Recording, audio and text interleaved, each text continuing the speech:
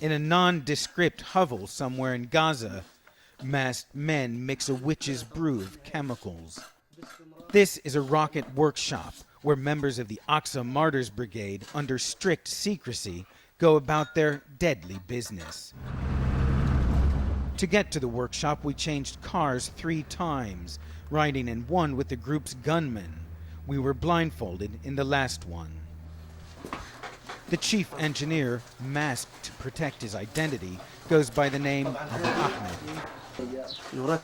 With chilling professionalism, he explains how they melt aluminum to make the rocket's components, how they mix the toxic ingredients for the propellant in this basin.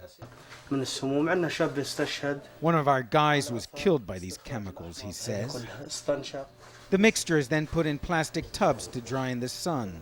Eventually, it becomes a fine white powder. Abu Ahmed declines to say what they use to make the propellant, because the enemy is always on the lookout to stop us getting the materials, he tells me. The powder is heated and stirred over a fire until it turns into a gritty paste. The group says they can make as many as 50 rockets a week, and ironically, almost all the raw materials they use come from Israel. For extra lethal effect, they pack parcels of metal shards into the warhead. One of these rockets recently crashed into a school classroom in the Israeli town of Sderot. It would have resulted in a massacre had the students been in the room at the time. These are crude weapons without guidance systems, designed to inflict maximum casualties. Fired on a daily basis, they don't differentiate between soldier and civilian. The Israeli army says Palestinian groups have fired more than 5,000 rockets in the last 6 years, killing 13 civilians and 2 soldiers in the past 2 years.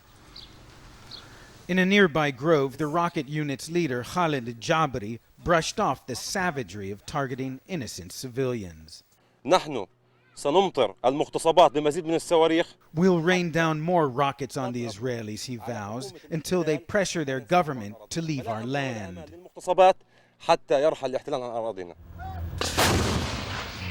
The Israeli army regularly bombards areas from where the rockets are fired, hitting northern Gaza with more than 5,000 rounds so far this year.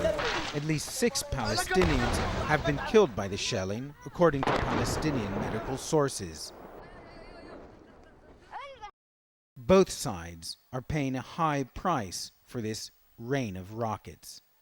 Ben Wiedemann, CNN, Gaza.